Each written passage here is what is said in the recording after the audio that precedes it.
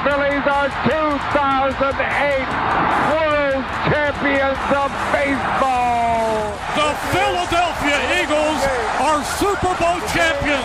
Eagles fans everywhere, this is for you.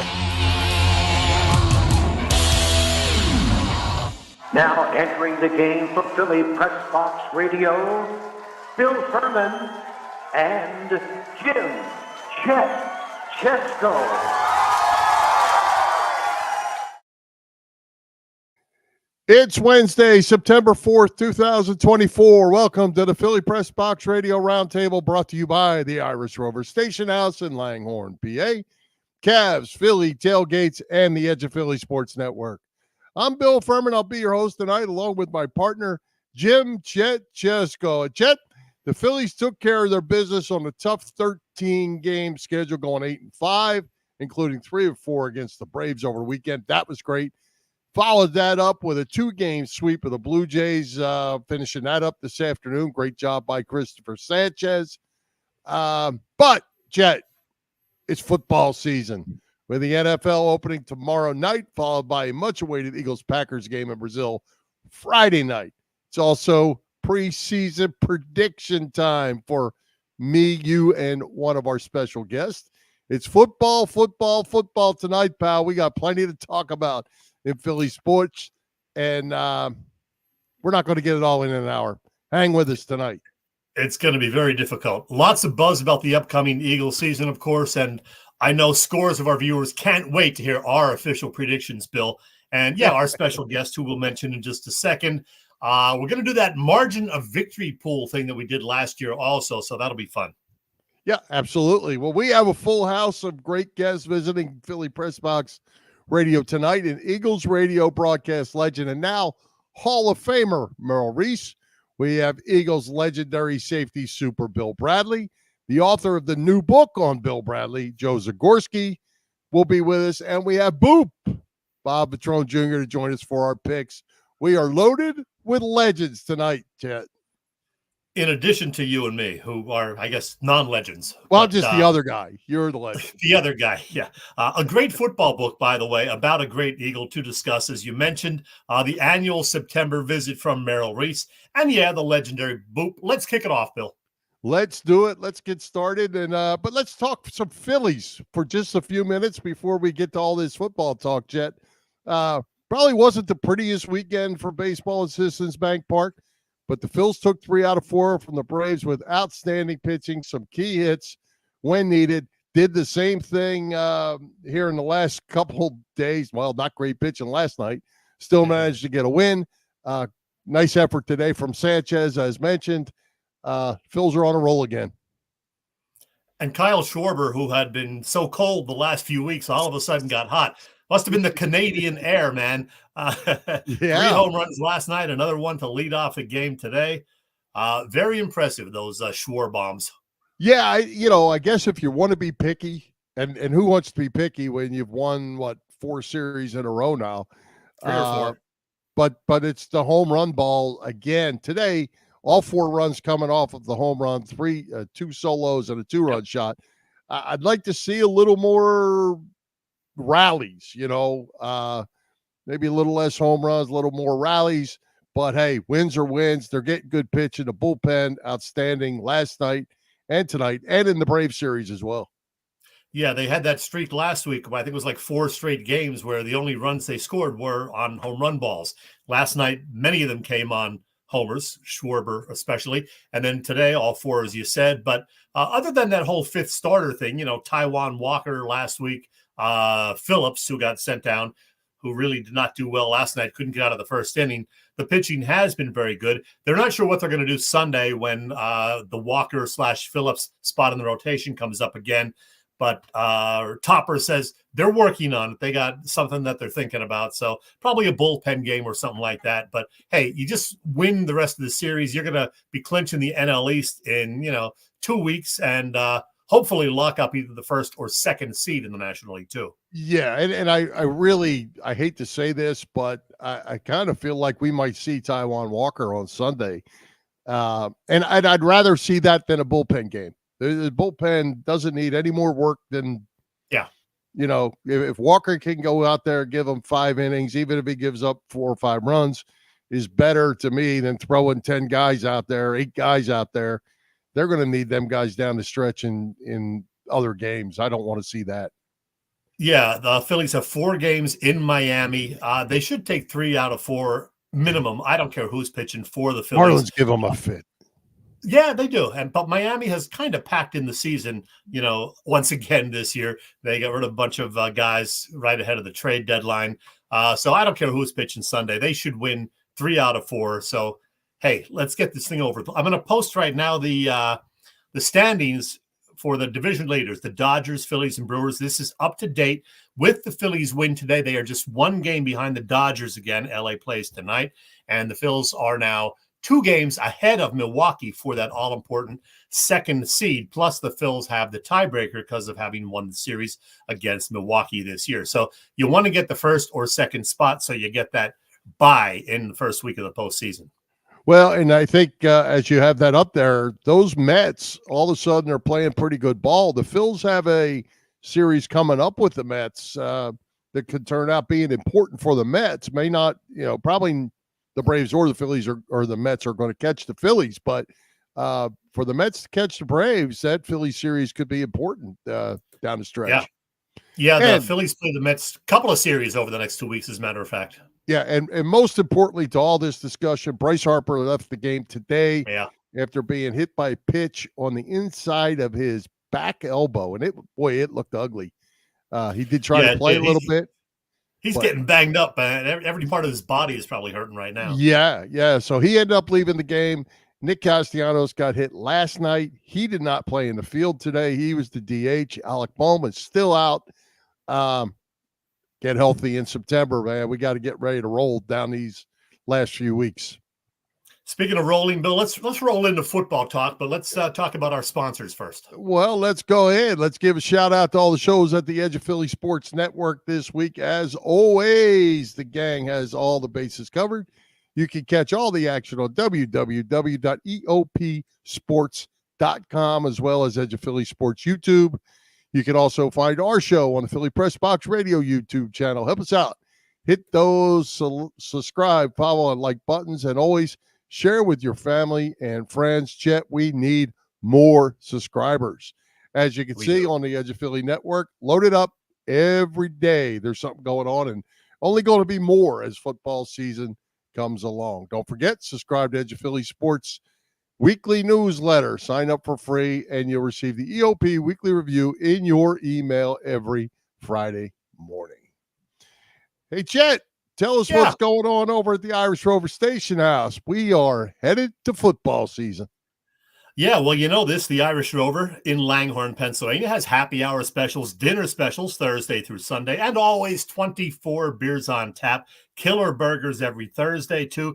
Oh, 2 big events on the calendar this month. Get to the Rover to watch the Eagles open the season Friday night against the Packers in Brazil. Drink specials and more. And then later this month, mark your calendar for Saturday the 21st.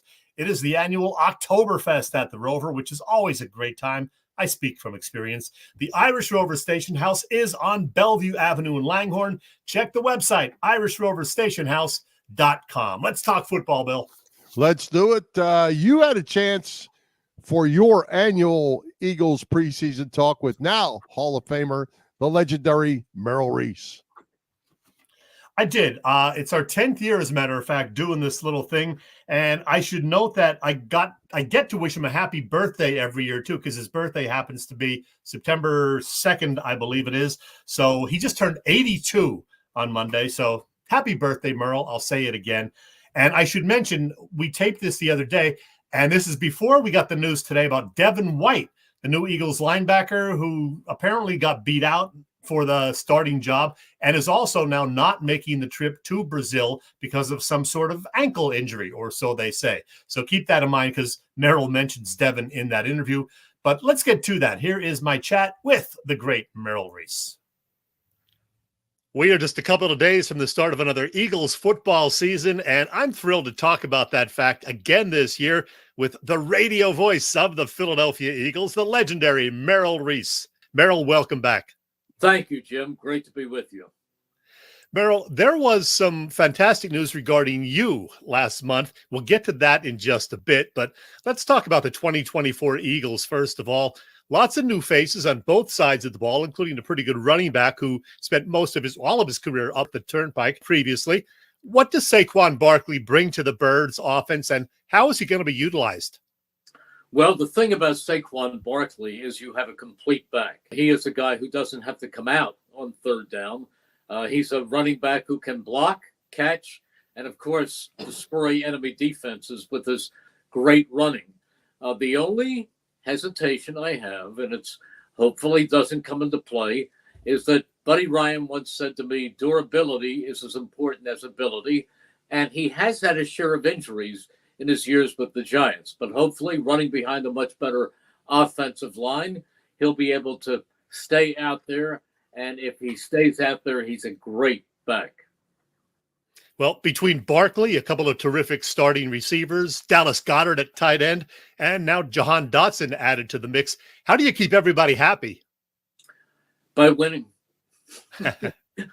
Winning keeps people very, very happy. But I think that Jalen Hurts is going to have a plethora of wonderful receivers, and that's a good sign. Well, speaking of Jalen Hurts, he was an MVP runner-up in 2022, kind of a subpar 2023. Now, with yet another new offensive coordinator to work with, what are you expecting from Hurts this season? Well, I think the combination of Kellen Moore with Jalen Hurts is going to bring out the very best in Jalen Hurts. There were a lot of things last year, and as a matter of fact, Nick Sirianni mentioned late in the year or after the year when he was assessing things, that the offense had become somewhat stale. And it was stale, and it was predictable. And after they lost to San Francisco, there was a template out there that showed that you could blitz the Eagles, and they weren't picking up the blitz. And also, they were among the teams in the league with the least amount of motion. Well, motion gives the quarterback a read of what the defense is doing, whether they're in man or whether in the zone. This is going to be a much different and less predictable offense, and I think Jalen Hurts is going to really benefit from it. He's a great young quarterback. Of course, the offensive line has been good for quite a while, should be good yet again, but is there any concern about the impact of Jason Kelce's retirement on things, not just because he was a great center, but such a great team leader also? Look, when you lose a Jason Kelce, it's very difficult to replace that entire package that you mentioned. However, they're not just throwing somebody into that position. They're taking Cam Jurgens, who Jason Kelce played a very active role in evaluating before they drafted him. He was involved in the evaluation process of Cam Jurgens, the star at Nebraska. Also, that first summer that he was here, Jason Kelce had some surgery that he went through, and Cam Jurgens almost flawlessly stepped in and started at center. And one other thing, instead of just working and waiting in the wings, he was the starting right guard last year. So he's got starting NFL experience. So I think that the addition of Cam Jurgens is going to fill that void very, very well. And again, you're not talking about saying that he's a Hall of Famer going into it, as Jason Kelce turned out to be, or will be one day. But you know that he's very, very good, and he's got a great upside. As for the defense, new coordinator Vic Fangio has been coaching defenses in the NFL since the mid-1980s. He's an old school guy, but our mutual friend Mark Eckel on our show just the other day told us that Fangio will go with a lot of different defensive schemes, but not a lot of blitzing. What do you expect from Fangio's defense, and especially the D-line, which really has to get more pressure than last year's version did? Well, I think he's great. I think he's great. He reminds me a little bit of Jim Johnson, who was such a great defensive coordinator for so many years under Andy. But Vic Fangio is bright. He's got the experience. Let's face it, he was a head coach in Denver, and he will do what it takes. I'm not debating Mark, but if Vic Fangio thinks this personnel group would benefit best by utilizing more blitzes than he's used in the past, he'll do whatever it takes. He will fit his defensive style into what he believes are the best talents of his roster. Well, Howie went heavy on defensive guys in the draft: Quinyon Mitchell, Cooper DeJean, Jalix Hunt, Jeremiah Trotter Jr., of course, and we will likely see all of them on the field during this season. Even with the loss of Fletcher Cox and, Slay and BG getting another year older, the defense has to be better than last year, right? You would think so. I'm excited about Devin White. Can he be the Devin White who was an All-Pro early in his career at Tampa before injuries set in? But he looks good. I think he's going to add something. I really do. Nakobe Dean, who was a great player at Georgia, has been hampered by injuries. If he's healthy and if he gets the opportunity, and he will, I think that he's a smart player and he will open some eyes. So I think they're going to be pretty good. I really do.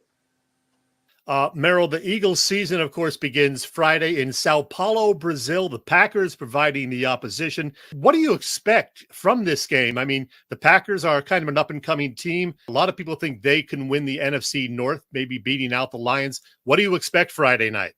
I expect a great game.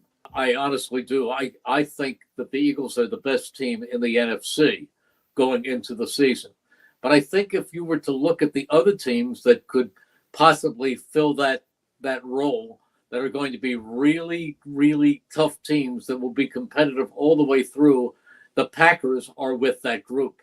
Maybe the Lions move into that group this year as Minnesota moves farther away. But the Rams are going to be good. The Cowboys are always a problem. But I think that you're going to learn a lot about both of these teams from the get-go, because you take a team like the Eagles where the players, the starters, didn't play at all, the offensive starters, during the preseason, and see how ready they are. So it's going to be a very revealing opening game for both teams. You're not getting somebody who is a bottom feeder. What do you think the atmosphere will be like in Sao Paulo? They're used to a different kind of football down there. I don't know. I don't know what they'll yell or scream or sing or do, but it will be interesting. Yeah, for sure. All right, Merrill, let's talk about that wonderful, well-deserved honor bestowed upon you in early August in Canton, Ohio. But before we talk about that, take us back to June when you got the call. Is it true that you had not been tipped off at all that you might be a recipient of the Pete Rozelle Radio Television Award prior to that? Jim, of all the things I thought about in my life, the Pro Football Hall of Fame was something I never considered. I never thought about it. In 2016, when Jeffrey Lurie called me and told me that I was going to be inducted into the Eagles Hall of Fame, I was happy. I was excited. But, I figure I've been doing the game 100 years. At some point, they may open the door for me in the Eagles Hall of Fame. But with the Pro Football Hall of Fame, rarely does a radio broadcaster get in. Yeah. Rarely. I think one or two other times, a radio play-by-play guy. It's filled with your network stars. It's filled with network executives, top people, movers and shakers in the sports telecasting business. And I was driving out to play golf, and I looked at the screen in my car, and it said Canton, Ohio. And you know what? I didn't even think Hall of Fame. All I thought was, I don't know anybody in Canton, Ohio. But I answered it. The gentleman said, is this Merrill Reese? I said, yes, it is. And he said, this is Jim Porter, president of the Pro Football Hall of Fame. Are you driving? I said, yes, I am. He said, you might want to pull over. And I did. And he said, congratulations, you are the winner of the 2024 Pete Rozelle Radio and Television Award, and you'll be inducted into the NFL Hall of Fame.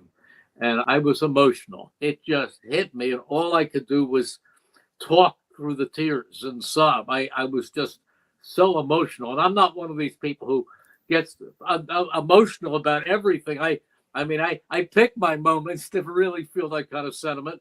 But boy, did that hit me. And then he told me that they would announce it tomorrow, namely on a Thursday at 11 o'clock. This was a Wednesday, and I could not tell anybody because they didn't want it to get out on social media except my wife. Yeah. And I called my wife, and when Cindy answered the phone, again, I got very emotional, and I'm crying, and she said, "Are you okay? Were you in an accident?" And I'm going, "Yeah, oh no, Hall of Fame, so it was a great honor. Oh, wow. Well, in your induction speech, you did call it the thrill of a lifetime. You mentioned all of your broadcast partners, but you also mentioned Philly radio legend Bill Campbell. Was he one of your role models or sources of inspiration when you were young? Absolutely. There have been some really, really wonderful broadcasters in this area. There's Harry Callis and Gene Hart. And by some, you go back, this city has had, and they still have a lot of wonderful broadcasters. But to me, when you talk about, if you were to put one on top of Mount Rushmore, it would be Bill Campbell. Because Bill Campbell did the Eagles, and I listened to him growing up. He did the Phillies. He did the Warriors. He did the Sixers. He was one of the best interviewers I ever heard. One of the best. I wrote a book, Sportscasting, Turning Your Passion into a Profession. And when I wanted to do a chapter on interviewing, I sat down with Bill because Bill did some of the most engrossing interviews. He listened to what the subject was saying, and you felt like you were privy to this great conversation with so much substance. He was a masterful interviewer. So I say just because of all the different things he did, he's in the Basketball Hall of Fame. I just think he was the best. Last thing, Merrill, you said something also in your induction speech that kind of surprised me. I thought you knew pretty much everything about pro football, but you said Dick Vermeil taught you a lot about the game. How so? Well, from the very early days, Dick was the head coach when I stepped behind the mic to be the play-by-play man. And Dick was always somebody I could talk to. But also in those days, he had an offensive coach named Sid Gilman, who's in the Hall of Fame. Sid Gilman is truly the person, not Bill Walsh. Bill Walsh said in an interview that he was taught the West Coast offense from Sid Gilman. He was one of the most brilliant offensive guys ever. And I would talk to him. I would go into his office to the point where I would drive him nuts, but he never turned me away. And I would sit and talk football with him. And there were defensive players, like coaches like Jim Johnson, who was never too busy, or Wade Phillips, or Buddy Ryan. I had a great relationship. Buddy Ryan would take out video and show it to me. But throughout all these years, there's been one constant, and that is Dick Vermeil, who I am happy to call one of my really close friends. And it is Dick Vermeil who I will call after a game and ask him about what a coach did here, or why the Eagles failed here, or what you can learn from about that opponent. Dick Vermeil is a wealth of knowledge, and every conversation I have with Dick, I come away with something I didn't know before. You're the best, Merrill. 48 years as the Eagles radio voice, an Eagles Hall of Famer, now a Pro Football Hall of Famer. And for the 10th straight year, you joined us to give us a season preview for the Eagles. We truly appreciate it. Have a great season, Merrill. All the best. Thank you, Jim. It's always fun speaking with you. And I love this as much as I ever did. The thing I said in the Hall of Fame speech also was every game when they played the national anthem, I look down and I think to myself, there's no place in the world I would rather be, and there's nothing in the world I would rather be doing.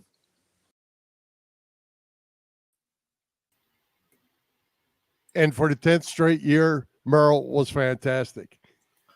I got goosebumps. I mean, I did the interview the other day, and I still get goosebumps just listening to him speak. And what he said at the end, his passion for the game and his job, it just gets to me.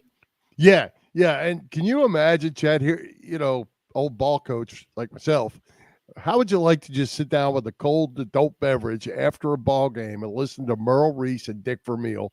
Oh, man. We're talking legends, 80-some-year-old legends, Yep. talking ball. How fun would that be?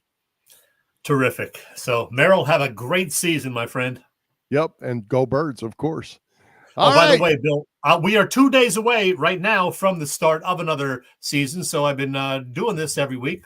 Got to get one this week. And you know who number 2 is going to be, of course, David Akers, still by far the Eagles' all-time points leader, though it is possible Jake Elliott will catch him if he sticks around with the Birds for another 5 years or so. Hey, Chet. Yeah. Did I miss a welcome from Ray Diddy or somebody? I think you missed a cue somewhere. I did, but we're trying to save time this week, Bill, because, we got so much stuff we got to pack in here. No, we got to hear from Ray Diddy. You want to hear Ray Diddy? All right, Ray Diddy here. Hi, this is Ray Dinger, and it is always fun to talk sports with these two guys, Bill and Chet, on Philly Pressbox Radio. When we're talking legends, we got to throw them all in there. Hey, speaking of legends, how about our buddies at Cavs Philly Tailgates, Bob Cavanaugh and that group? What do they have going on with all the great events getting ready to happen for football season?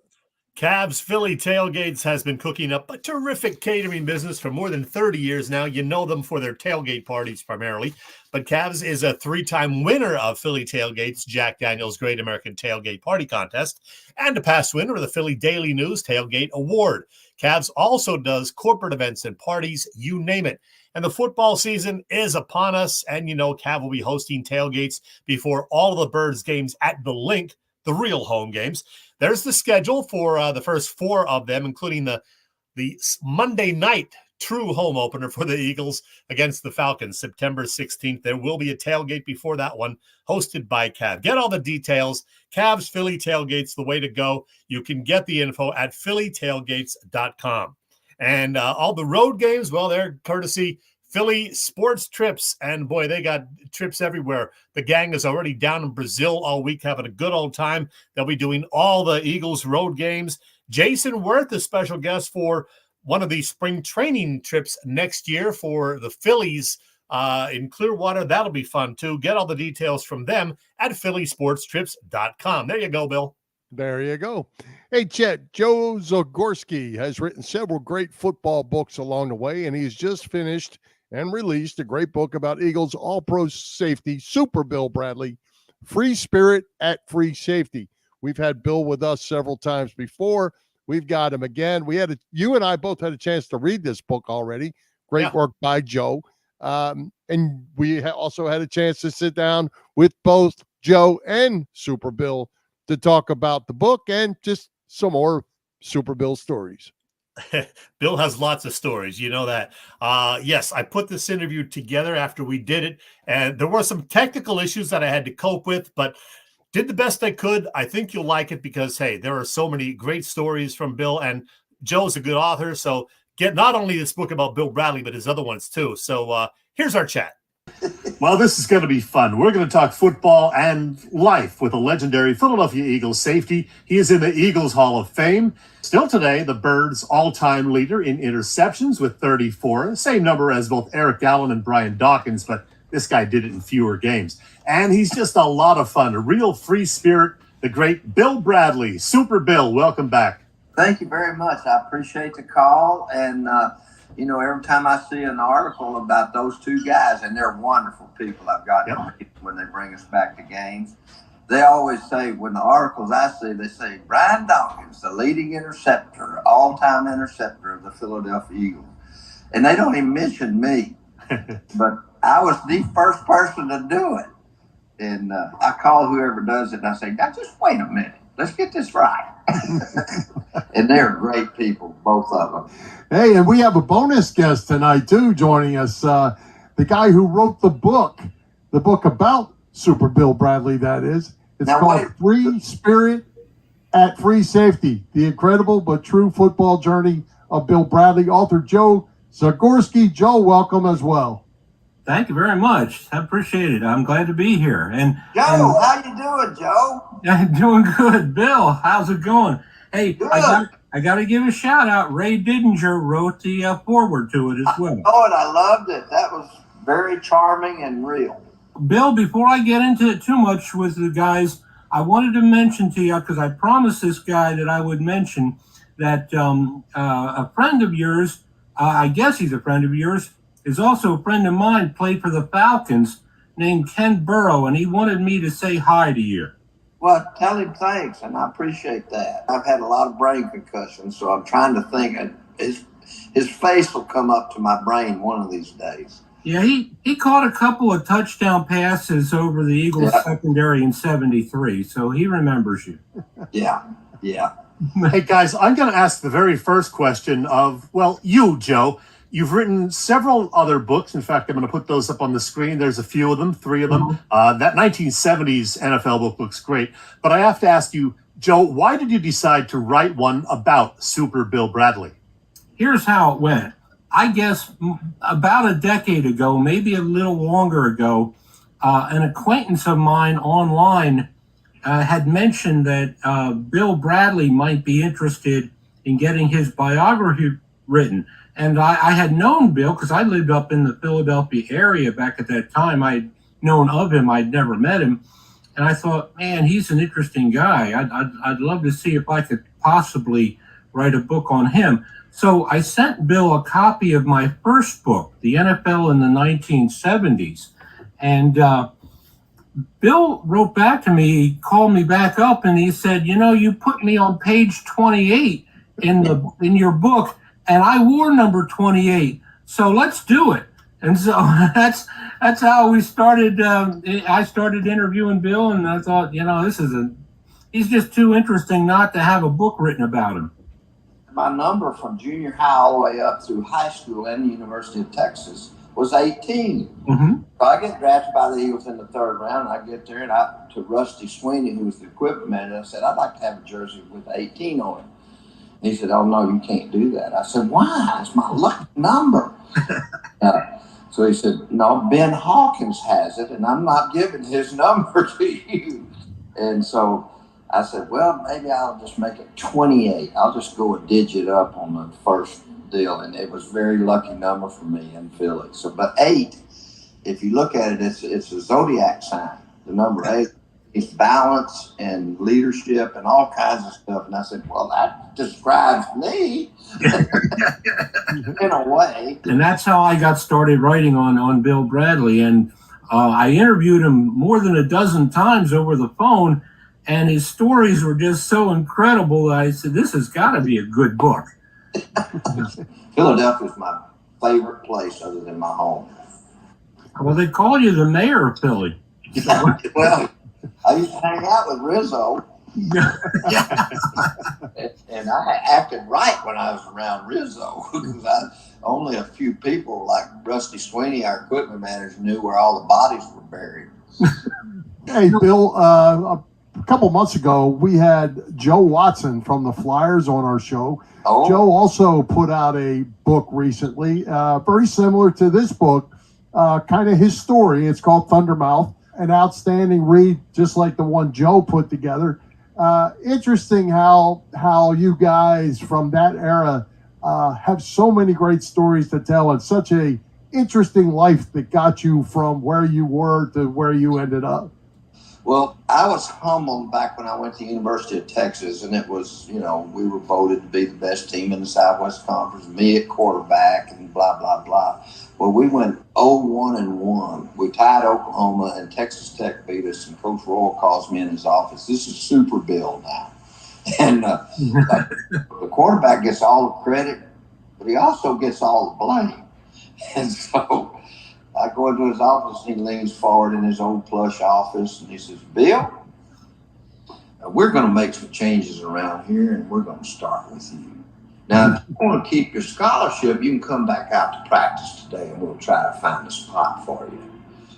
Well, I looked at him, and I knew a little bit of the rules. I said, Coach Royal, I don't even have to come back out to practice today, and I still get to keep my scholarship.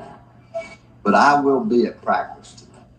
So I did, and I was backing up James Street, and then the defensive coordinator had a right cornerback that got hurt, and so he knew that I had played DB in high school, and so he put me in as a safety. Gosh almighty, I ended up right off the bat. I think I got 11 one year and 9 the next, and gosh almighty, it just changed my life when Coach Royal demoted me. And I used to hate him. And then I've been coaching now for 30 some odd years, and I understand the hard decisions you got to make as a coach, not only to keep your job, but to be a winner. And so it changed my whole life. And so Philadelphia was the place where I made a football life.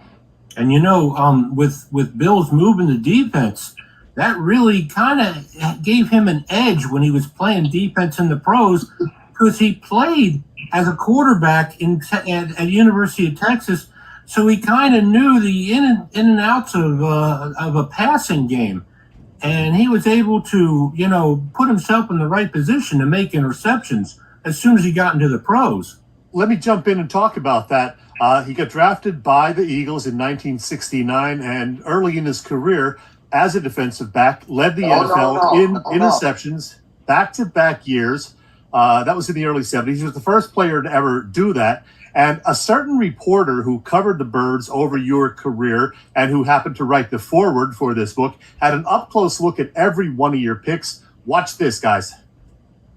Billy was just a natural ball hawk and a guy that just had a laser beam on the football. Always seemed to know where the ball was going. Billy is one of the two best safeties that's ever played for the Philadelphia Eagles. If you were doing an all-time Eagles team, the safety positions would probably be about the easiest to name.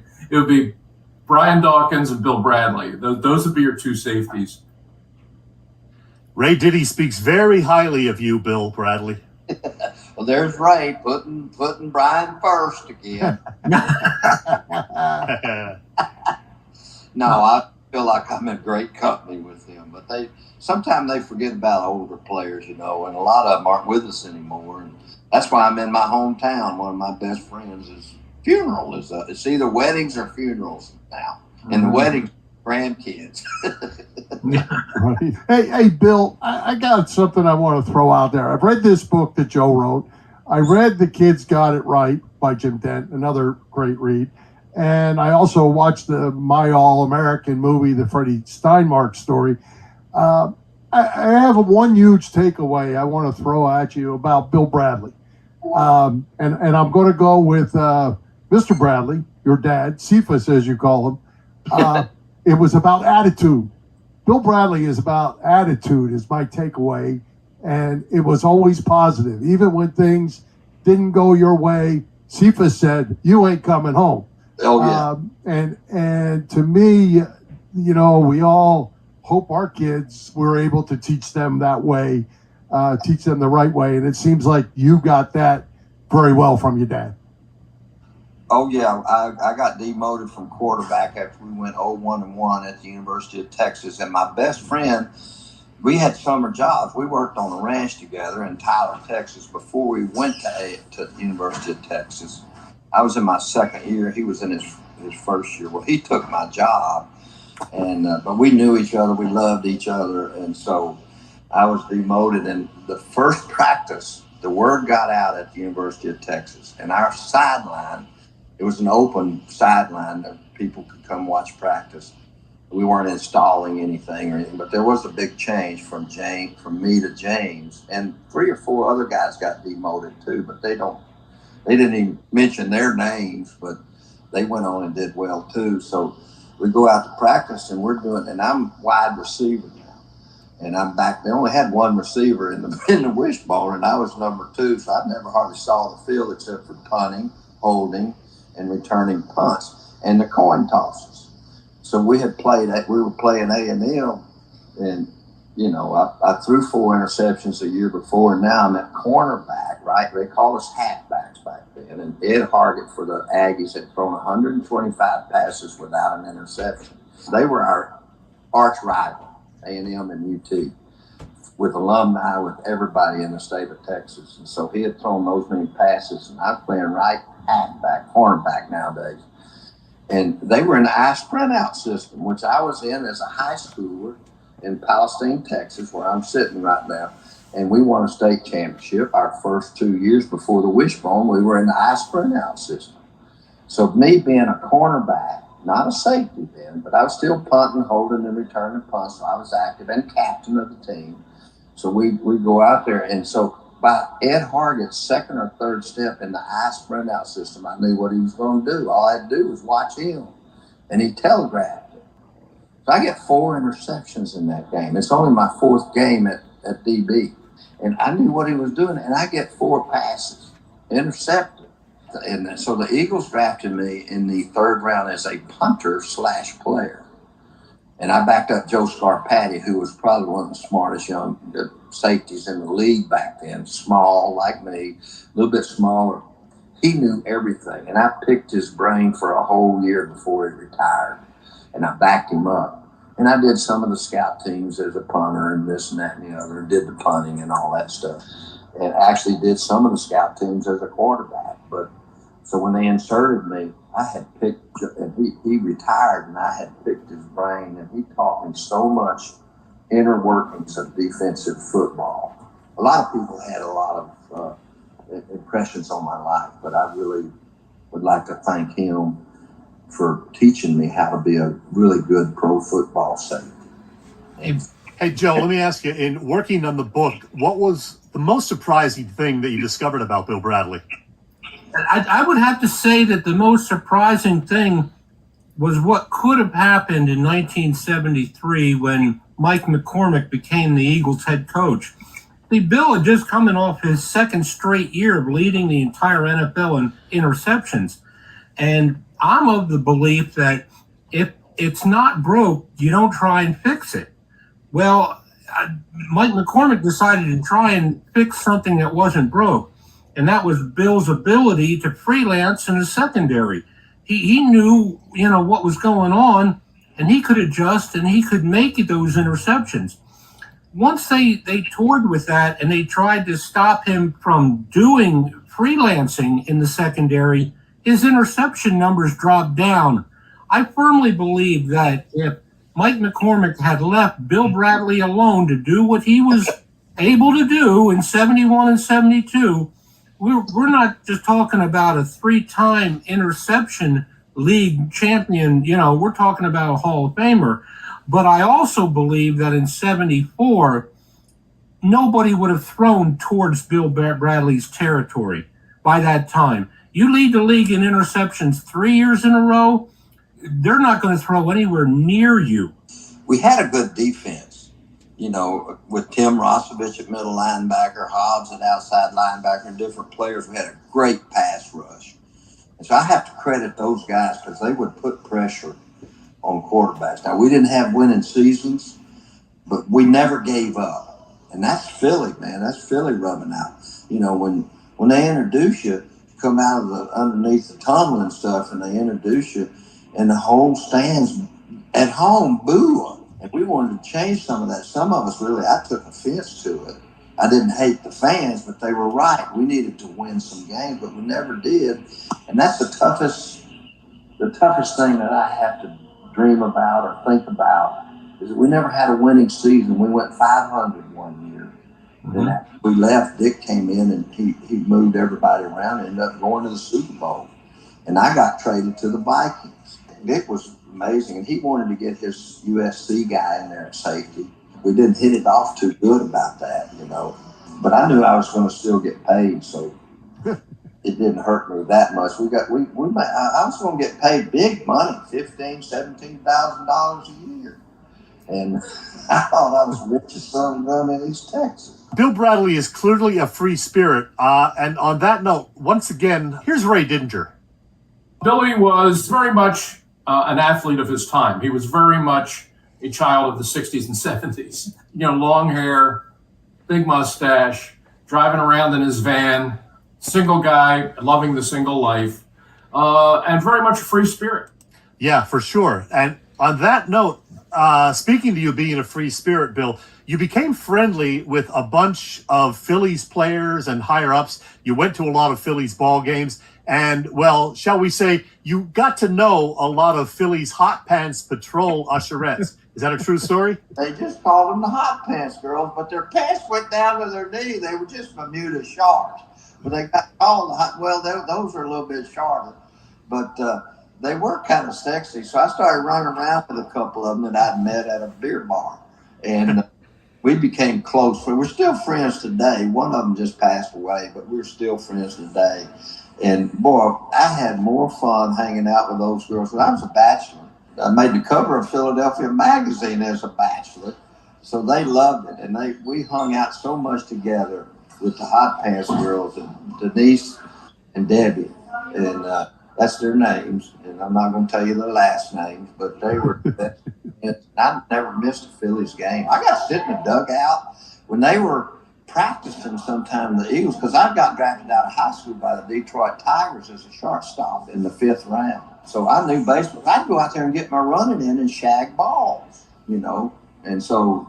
Every once in a while, I'd get over at shortstop, and Mike Smith, he was up there, and I was out there, and I moved up to shortstop, and he was taking batting practice, and mostly outfielders, because trying to hit home runs every time he hit a ball, and he did. So I'm out there at shortstop, and I'm patting my glove, I'm in my little workout clothes, and I said, hey, Smitty. And he looks over at me. I said, I bet you can't hit one by me. He hit one that was a little soft hopper. I think he was setting me up, and I got my glove down. I fielded it and rolled it to the pitcher. So he got up there, and as I was walking back to the shortstop, I said, hey, Smitty, is that all you got? He took stubbornness to it, and the next pitch, he hit a line drive that whizzed by my ear. And if he would have hit my ear and taken ear off. Hey, Bill, we got away from the University of Texas stories, but I wanted to throw this one out here. This is in my collection. Bill Bradley, Hook'em, number 18, 65-68 in the 100th anniversary helmet. That is one of my personal collection items. I got one of those too in my man cave. You told us this story the very first time you were on with us 8 or 9 years ago. The year you held out, 1972. And while the rest of the team was in training camp, you were outside the practice facility selling fruit, sandwiches, and soft drinks out of the trunk of your car. What was going on there? It wasn't a trunk. I had a 67 Volkswagen. I had the doors. Yes, that's right. And Sis Rundle, who was a great friend. She dated Rosovich, and she ended up being on the Charlie's Angel TV show as a girl, not an angel, but a girl that sat in whenever. She was beautiful and a great gal from Reading. And so I'd go out sliding up the door at practice to watch them, and I would, set up a table out there. I'd sell, bologna sandwiches and some Cokes and stuff and watch them practice and things like that. While I was negotiating my contract with Retzlaff. So he couldn't believe it. He'd walk by and shake his head, no. And I wasn't asking for the moon. I just wanted to get what I deserved, leading the league in interception and punting and holding and returning. I wanted to be paid the amount of $17,000 for 4 guys, because he was going to have to get 4 guys, at least 3, to take my place. So I wanted to make a 4-guy deal, and he did not like it, He didn't like it at all. And so I got Sis and a couple of her friends to wear some of them hot pants, and we sold Cokes, we sold sandwiches and everything. And they weren't getting paid but about maybe $25 a day in training camp, 2-a-days. And I was making $75 to $100 a day. I wasn't in a hurry to sign my contract, so I had a grip on them because they needed a safety, and I'd just done pretty well. And the media got on my side, especially, the good ones like the one y'all have doing the commercials. So they took care of me. They helped me out and trying to put pressure on Retzlaff to sign me. Hey, Joe, before we run out of time, let's get to the book. I was told that the book wasn't going to be released until September 10th, but it's out now. You can get it on Amazon.com or BarnesandNoble.com. Those are the 2 main spots where you can order the book. And while you're ordering that book, why not order the NFL in the 1970s book? Betcha. The book that started it all. And you can go on Amazon.com or Barnes & Noble and get both of them. The Bill Bradley book, it's filled with a lot of great stories from Bill. And some that you're probably not going to believe, but it is true because Bill told me they're true, so I got to believe them. And if you check it out, some people will substantiate it too. That's right. Hey, Bill, the season is upon us. Are you making an annual trip to Philadelphia like you usually do for the Ring of Honor weekend, or what's the travel plans this year? We're going to make the plan to come, and I will be there. I have to talk to some of the people at the Eagles first. All right, guys, we've gone way longer than we expected to. Again, the book is Free Spirit at Free Safety, The Incredible but True Football Journey of Bill Bradley. Joe Zagorski, Bill Bradley, this has been loads of fun. Thanks, guys. Hey, man, that's a great book. It's right on, man. Thanks for letting me be on the show, and thank you, Bill. Oh, yeah, thank you for having me, you guys. Philly's my town, man, and around here, every once in a while, I'll find a place that has a Philly cheesesteak, but they don't taste near like Pat's or any of those. Right. I still get a little bit of a taste of it. Joe, thanks for joining us. Super Bill, always great talking to you. Always great hearing your stories, my friend.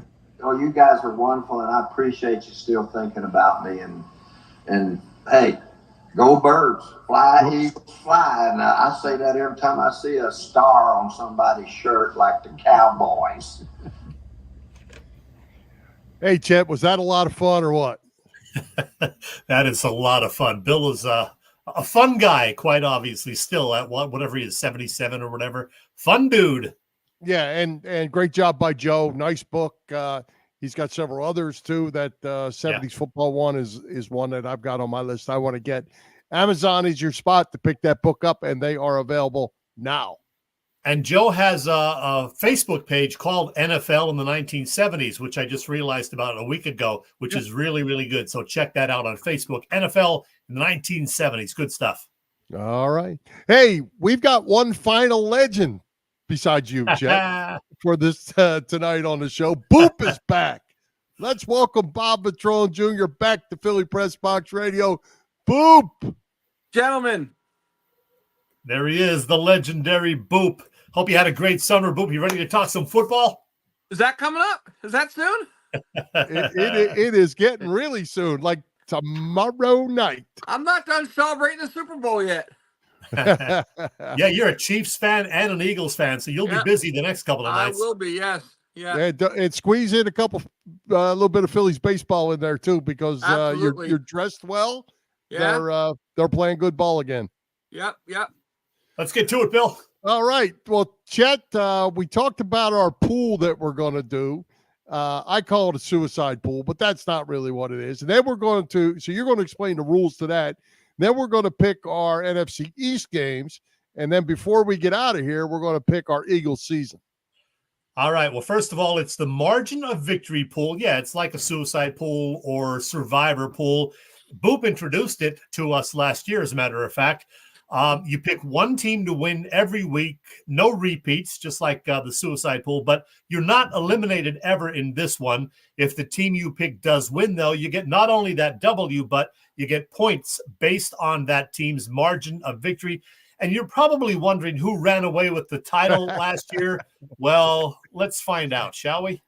Oh, there it is. It was me. Look at that. Hey, Boop, I was going to say, because I didn't know, I should have known.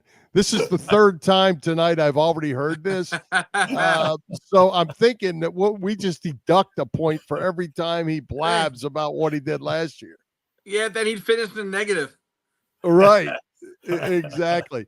All right. So we'll come back to that. Let's do our NFC East picks first. Then we'll do that next. All right. We have Vikings at the Giants. Vikings -2. Commanders at Tampa Bay, the Bucks -3.5. Dallas at Cleveland, Browns -2.5. I was a little surprised at that. Packers Eagles Friday night in Brazil. Eagles -2.5. Let's do it. Boop, who you like? Vikings Giants. The Giants are an underdog at home. That's not good on opening weekend. I'm going to go Minnesota. I'm going to go Minnesota also. And you didn't ask, but I should also mention that I won our Pick'em League last year as well, 55-23, 5 games ahead of Boop, 7 ahead of Bill. But I digress. Yeah, I'm taking Minnesota. You know what? I have no idea why I'm going to do this, but I'm taking the Giants. Ooh. The Vikings don't have a quarterback. Who's going to play quarterback? Yeah, the Giants don't really have a good one either. So well, but they've got one. I'm not even sure who's going to play for the Vikings. So I'm going to go Giants at home. Right. Commanders at Tampa Bay, Bucks -3.5. Yeah, there's a rookie quarterback starting for the whatever the Washington team's called this year. So I'm going to go with the other club, Tampa Bay, who we just saw beat an NFC team in the playoffs. So why not Tampa Bay? Well, guess what? I'm going to take the upset because Mark Eckel told me he really likes Jaden Daniels. He's starting at quarterback for those Commandos. I'm taking Washington. Yeah, I'm thinking a lot of talk down this way that they are expecting Tampa Bay to be really good. I'm going to go Tampa Bay at home to win this one. All right. Dallas at Cleveland, Browns -2.5. What about that one? Yeah, the Cowboys offense might be like the only thing in the division, even including the Eagles, to get excited about. But going into the dog pound on week one, I'd rather see Cleveland win, so I'm going to go with them. Yeah, me too. I'm taking Cleveland. Part of it maybe just because I don't like the Cowboys, but I think they're going to have a bit of a down year. They're not going to be as good as last year. A little turmoil, didn't do much in the offseason. The Cowboys, I'm taking the Browns at home. I'm taking the Browns at home, too. I don't exactly know why. I think because I just haven't seen Dallas look like they've gotten any better. So I'm going to go Browns. That gets us to Packers, Eagles, Friday night in Brazil. Eagles home game, supposedly. Eagles 2.5. Yeah, it's hard to get the end of last year out of my gut. There's a lot that can go wrong down there on the field, off the field. A whole lot of new parts of coaching staffs. They could have electronical problems. They got a new guy calling the offensive line calls who, is going to be pretty busy also playing quarterback. So a lot can go wrong. I'm pretty sure. Well, I'm going to go with the Packers, and it's going to be another one of those years that it happened in the last couple of years, 2 of the last 3 years, where a division is going to come out of week one without a victory. NFC East is going to go 0-4. Wow. Well, believe it or not, Boop, I'm taking the Packers also. I'm just not sold on the Eagles' defense particularly. I think there's going to be a lot of points in this one. I just have this score in my head for some reason. Green Bay 31, the Eagles 27. Mark it down. Well, losers. I'm going Eagles because somebody got to, and it's me. Yeah, I hope you're right. I want to see. It may be high scoring, but I want to see this Eagles offense. I think it's going to be explosive. I think Jalen Hurts is going to be, well, he needs to be really good, and I'm hoping it starts week one. By the way, our buddy Joe Howe bought the book already from Joe Zagorski on Amazon. Said it's a great book, so enjoy. There you go. All right, let's get back to our margin of victory pool. Who you taking, Boop, opening week? The Bill, I say this every year, I think the Bills are going to want to, have something to prove again this year. They keep running into the Kansas City team or somebody else. So I think they come out flying.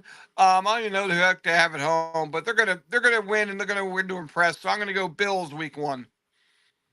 All right. I'm taking Seattle over Denver. Denver's got a rookie quarterback. They're not a great team. Seattle being at home, I think they're going to win comfortably. So I'm taking the Seahawks in week one, Bill. And it's funny. I looked at both of those games myself, but then I decided on Cincinnati. That was another one. Yeah, I took Cincinnati. I think they're going to score big this week, and we'll see what Joey B is all about. If he's back and he's healthy and he can get it, they need Jamar Chase obviously back in their lineup. Yep. All right. So before we wrap it up, Eagles predictions for you two. What do you think? Got 17 games, and how far are we going in the playoffs? Well, let me just say this. A few other folks of interest. Paul Domowich on our show a couple of weeks ago said 11-6 for the Eagles. Phil Stifle from Trending in the AM on our EOP network also said 11-6. Ray Didinger, when I talked to him recently, said 11-6. I'm not kidding with this one. Angelo Cataldi, formerly of WIP, was on a podcast yesterday. He said the Eagles are going 5-12 this year. I respect Angelo. I think he might be a little nuts on this one, but Angelo said 5-12. Wow. Yeah. All right. What do you think, Boo? Again, it's not going to be the greatest division in the history of the NFL. So they've got 6 division games. They can steal 5 of them. They're going to end up, I keep going between 10-7 and 11-6. So let's split the difference. 10-6-1. 10-6-1. All right, I'm not splitting the difference. I think it's going to be just like last year as far as the final number. Hopefully not as crazy as the last 7 weeks, but I'm taking 11-6 again this year for the Eagles, which will be good enough to win the NFC East. Yeah, and I hate that you did that because I had 11-6 also, which doesn't make this any fun. I had 11-6 also. We'll have to play this out, but heck, let's go to the NFC Championship. All right, Boop, Wow. what do you want to promote, man? You got your Boop Stats thing. What else? Tell us. Yeah, I don't know. It's a busy time of year, guys. I put TV listings out every day to follow along. I know Bill's a big college football guy, and there's college football everywhere. Heck, True TV has 2 college football games this weekend. So if you're having trouble finding what stuff's on TV, follow me on Twitter, and we'll try to make it a little bit easy for you. And otherwise, hit me up on Twitter or Facebook or MySpace or, well, not Tinder anymore. We don't talk about that. But, Tinder. Yeah. Then, touch base, and we'll throw some stats at you. Always good stuff. And speaking of college football, by the way, there is no one doing a book on me, just so you know. Oh yeah, how do you know? Well, if they are, they need to find a real life. There's a fan base out there, Boop. There's a fan base. It'll be a pamphlet, a nice little pamphlet. That's right. Yes, it's a folding map. Well, Boop, are you going to be joining us each week? Occasionally. I'll give you the information, and if I can escape to my basement to give you a call, possibly. But hey, I'm a busy guy. All right. You are welcome anytime, Boop, and I'm going to see you at one of those South Jersey bars sometime soon. Good. I'll let you know which ones they'll be. Okay. All right, thank Boop. you. Appreciate it. Thanks, buddy. Take care, See guys. you, man. All right. Hey, Chet, great guest tonight. Merrill Reese, Bill Bradley, Joe Zagorski, Boop, Bob Patrone Jr. Who's coming to Philly Press Box Radio next week? Well, we mentioned him a few times already tonight. We saw him briefly. It's this guy, the great Ray Didinger, because he's going to talk Eagles with us, talk about that opening week game in Green Bay and what's ahead, and also to promote a big event that's coming up with he and Glenn Mack now, September 17th and 18th. We'll get all the details from Ray Diddy next week at our regular time. Awesome. All right, you're done. We ready to wrap it up? We're a couple minutes over. We're good, man. Only 2 or 3 minutes late. Not bad. Let's go, Bill. I'm hungry. We did pretty good. Let's wrap this thing up. Thank tonight's special guests, Merrill Reese, Bill Bradley, Joe Zagorski, Boop, Bob Patrone. Our sponsors, the Irish Rover Station House, Cavs Philly Tailgate, PPCC 118 Raz Room. For Jim Chet Chesko, this is Bill Furman. We hope you enjoyed the show, and we'll join Philly Press Box Radio next Wednesday, September the 11th at 7 p.m. You can see us live on Facebook, on our Philly Press Box Radio YouTube channel, and listen on Apple Podcasts, iHeartRadio, and all the others. High hopes, Philadelphia sports fans. Let's go, Phillies. Go Birds. Let's do the song. Come on.